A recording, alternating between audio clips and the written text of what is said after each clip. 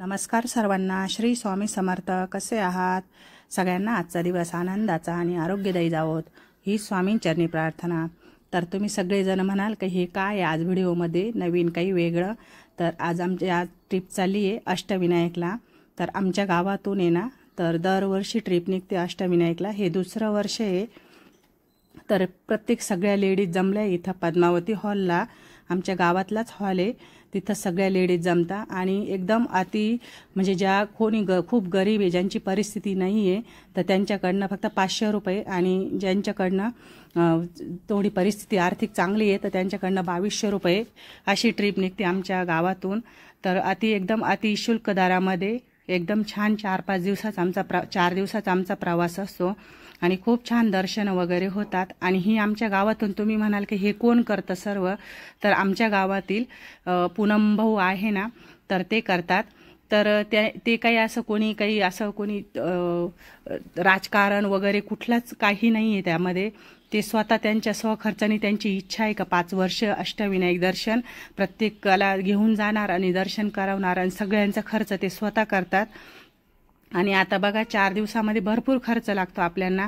तर 2200 रुपयात ते पण काहीच होत नाही. हा सर्व खर्च ते करतात आणि त्यांना कुठलाही असा हेतू नाही आहे का मी राजकारण. मी तर आत्तापर्यंत असं ऐकलं होतं की बरेच राजकारणी लोक म्हणजे ज्यावेळेस आपलं काही फायदा असतो किंवा पुढे निवडणूक वगैरे येतात तर त्यावेळेस अशी काही गोष्टी करतात की लोकांची मनं जिंकण्यासाठी. तसं यांचा तसा कुठलाही हेतू नाही आहे.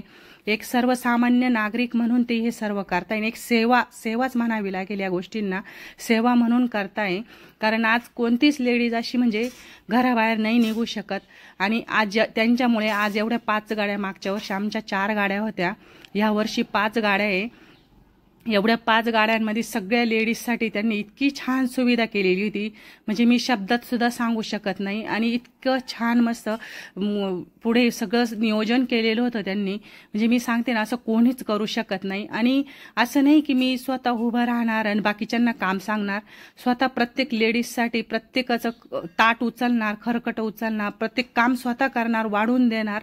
हे काम एकदम म्हणजे वाटतच नाही. कारण एवढा मोठा माणूस असून सुद्धा प्रत्येक लेडीजचं असं काम करणं, प्रत्येकाला बहिणीसारखं सांभाळणं, एवढं म्हणजे खूप सहकार्य करतात ते. तर दरवर्षी हे काढतात. आणि तुम्ही बघाल ना, एकदम सर्वसाधारण आहे. कुठलंच त्यांचं राजकारणी हेतू नाही आहे का मला निवडून यायचं आहे, का मला काही असं जिंकायचं आहे, काही कुठलं असं कुठलाच हेतू नाही आहे. त्यांच्या सहकार्यानेच आमच्या सप्तशृंगी गट स्थापन झाला आहे. आणि ते जसं सांगतील त्यांच्यामुळेच आम्ही हा गट सुरू केला आहे. आणि खूप छान नियोजन आहे. प्रत्येक लेडीजला प्रत्येक सीटवर प्रत्येकाला खाऊ, प्रत्येकाला पाण्याची बॉटल भरणं, चिवडा, असं भरपूर प्रकारचं फराळाचं होतं. आणि प्रत्येकाच्या शीटवर असं ठेवलेलं होतं. म्हणजे कोणालाच कोणत्या घरून कुठलंही काही म्हणजे एक आपण काय म्हणतो ना, असं काही थोडंफार पाहिजे आपल्याला प्रवासात, ते कुठलंच काही नव्हतं. इतकं छान नियोजन केलेलं होतं. पाण्याची बॉटलसुद्धा बिस्लरी पाण्याची बॉटल भरून प्रत्येकाला चांगल्या क्वालिटीच्या बॉटल देऊन आणि त्यांनी एकदम मस्त नियोजन केलेलं होतं. म्हणजे कोणाकडेच कोणी पाणी पण घेणार नाही आणि कोणीच कोणाचा चिवडा पण घेणार नाही किंवा असं कोणी कोणाकडे खायला पण मागणार नाही. असं म्हणजे प्रत्येकाची बॅग अशी सेपरेट वेगळी दिलेली होती. तर इथून आम्ही आता आहे ना, शुक्रवार संध्याकाळी आम्ही 9 वाजता निघतोय आता इथून. तर सर्वात पहिले इथून निघताना आहे ना, आमच्या गावातून निघाल्यानंतर रात्रीचं निघाल्यानंतर सकाळीच आम्ही ओझरच्या गणपतीला पोहोचणार आहे. पूर्ण सगळे अष्टविनायक 8 गणपती झाल्यानंतर आळंदी, देहू, भीमाशंकर आणि देवगड आणि शनी शिंगणापूर एवढे देवस्थानं करायचे होते. आणि अष्टविनायक म्हटल्यानंतर फक्त अष्टविनायक 8च गणपती येतात. पण त्यांचं तसं नव्हतं की प्रत्येक लेडीजला व आपल्या घरातून निघणं होत नाही, कधी जाणं होत नाही. आणि समजा खूप आपल्याकडे बराचसा पैसा आहे पण आपल्याला त्या गोष्टींसाठी वेळ पण नाही आहे. कोणीच असं समजा एवढे लेडीज निघाले, एखादी लेडीज असं म्हणू शकते की मी 8 दिवस सुट्टी काढेल, मग मी बाहेर फिरायला जाईल. आणि बाहेर फिरायला जाणं म्हणजे 2200 रुपयात तुमचं काहीच होत नाही. म्हणजे बाहेर जर गेलं तर एका रात्रीसाठी रूम जर घेतला तुम्हाला 1000 रुपये, 700-800 रुपये असे सहजच मोजावे लागतात. आणि त्याशिवाय तुमचा बाहेरचा खर्च एवढा खर्च असतो. आणि आपण बघा, फिरून बघा तुम्हाला किती खर्च लागतो. आणि हे एवढ्या कमी दरामध्ये आपल्याला एवढं देवदर्शन घडवतात म्हणजे खरंच त्यांचे खूप खूप आभार, मनापासून आभार मानते मी तर. तर हे बघा आता आमची बस भरली सगळी, प्रत्येक सीटवर आहे ना 2-2 आहे आणि एकदम व्यवस्थित आणि मोकळं बसता येतं, कोणी गर्दी पण नाही. आणि जसे जसे पैसे जमा होत होते ना तसे तसे सगळ्यांनी मस्त सीटवर त्याप्रमाणे प्रत्येकाचं नाव दिलेलं होतं. म्हणजे असं नाही की हे सीट माझं ते सीट माझं असं पण नाही, म्हणजे हे नियोजनच इतकं छान केलेलं होतं. 5 गाड्या होत्या लक्झरी, प्रत्येकाच्या सीटवर नाव होतं, म्हणजे कोणी कोणाची जागा पण घेऊ शकत नाही आणि काहीच नाही, ज्याच्या त्याच्या जागेवर बसलेलो होतो. आणि जिथं आम्ही आता रात्रीचा प्रवास होता 4 वाजता एका हॉटेलवर इथं बस थांबली आहे आणि कसं आपल्या ड्रायव्हर लोकांना चहा पण प्यायचा होता, मग तिथं थांबलोय आम्ही. आता हे बघा हे हॉटेल आहे, इथं थांबलो सगळ्यांनी. आणि आता अजून आम्हाला 1 ते 1.5 तास लागेल अजून ओझरच्या गणपतीला जाण्यासाठी. मग तिथं गेल्यानंतर चला मग तुला बघूया आपण आता किती वेळात पोहोचतो. तर आलोय इथं आपण ओझरच्या गणपती बाप्पांना. इथं सगळेजण फ्रेश झाले आणि फ्रेश झाल्यानंतर इथं बाप्पांच्या दर्शनाला लागले आता सर्वांच्या रांगा. आणि प्रत्येक ठिकाणी देवस्थानाला खूप गर्दी होती, पण आम्हाला जे अष्टविनायक आपलं जे बाप्पांचं दर्शन होतं ना ते प्रत्येक वेळेस खूपच असं मोकळं आणि एकदम फ्रेश दर्शन झाले. कुठंही गर्दी नाही, कुठंही काही नाही, फक्त गर्दी आमच्याच 5 गाड्यांच्या गाड्यांमुळेच गर्दी व्हायची, बाकी अशी काही खूप अशी गर्दी नव्हती. पण ते दर्शन करता करता एवढ्या लेडीजचं दर्शन होता कमीत कमी 2 तास तरी लागून जायचे. मग तिथं दर्शन वगैरे झाले आमच्यावाले आणि त्यानंतर असं थोडं बाहेर आलोय आम्ही. आता बाहेर आल्यानंतर इथं शिवाजी महाराजांची मूर्ती आणि ज्ञानदेव महाराजांची अशी दोघांची अशी मूर्ती रूपी स्थापन केलेली होती, असं खूप छान होते. इथंच त्यांची गळाभेट झालेली होती असं म्हणतात. तर हे जे ज्ञानदेव महाराजांचे जे सेवेकरी आहे ते होते आणि शिवाजी महाराजांचे मावळे पण होते, असं ते छायाचित्र रेखित केलेलं आहे आणि खूप सुंदर दिसत होतं ते.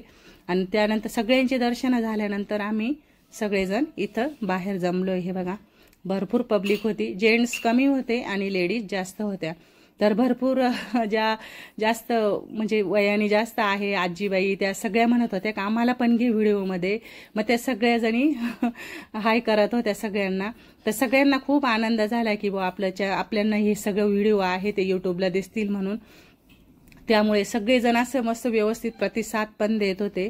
ते दर्शन झाल्यानंतर आम्ही आलो आहे लेण्याद्रीच्या किल्ल्यावर. तर लेण्याद्रीच्या बाप्पांचं असं हे आहे की पूर्ण डोंगर आहे, असं दिसणार पण नाही तुम्हाला असं लांबून की असं हे बाप्पांचं मंदिर आहे इथं.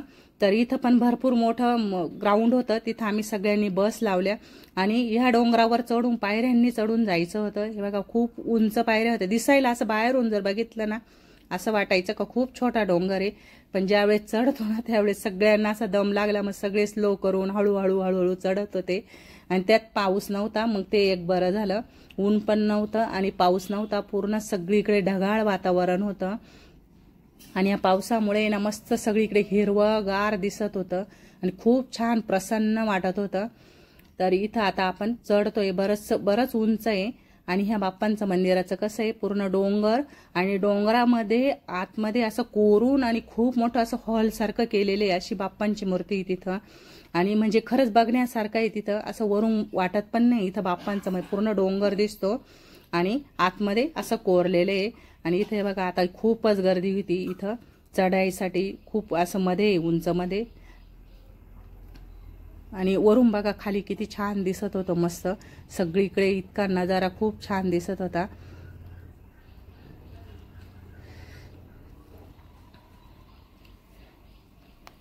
इथं आता आम्ही आलोय आता वरती, जवळजवळ मंदिराच्या जवळच आलोय. हे बघा तुम्हाला दिसत असेल हा पूर्ण डोंगर आहे आणि जे छोटे छोटे हे दरवाजे दिसत आहे ना तिथंच आतमध्ये बाप्पांचं मंदिर आहे. इथं पूर्ण डोंगर असं कपारीतून असं बनवलेले, खरंच खूप असं काम असं हे इथं.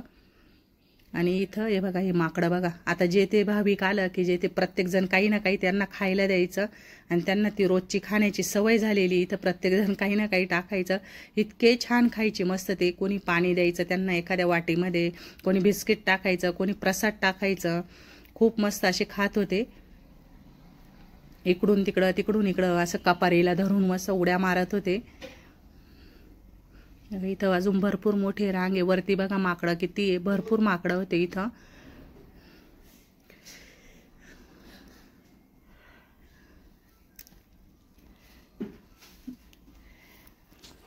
बघा आमची एवढी मोठी रांग होती, म्हणजे 5 गाड्यांची 5 गाड्यांची एवढी सीटं होते आमचेवाले, एवढी डायरेक्ट खालीपर्यंत वरपर्यंत आमचेच लोक होते सगळे.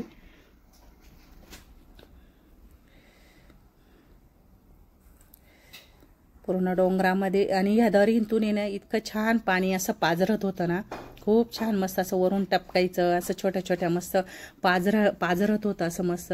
पण ते असं घ्यायला आहे ना हात नव्हता लावतेत तिथं. त्यानंतर आमचे आता सगळ्यांचे दर्शन वगैरे झाले. इथं मध्ये काही मोबाईल अलाउड नव्हता, मग आम्ही मध्ये काही शूटिंग नाही घेतला.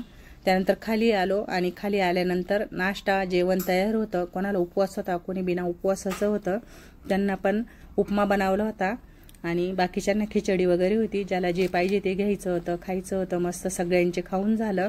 आणि यांचं आमची जी ट्रिप काढलेली ना त्यांचं असं प्रत्येक लेडीज आता इथं खाऊन झालं, चहा वगैरे झाला. तर किती कोणाला सांगितलं इथं तिथं कागद यांचं आता जायचंय पटांगण होतं बाप्पांच्या दर्शनाला.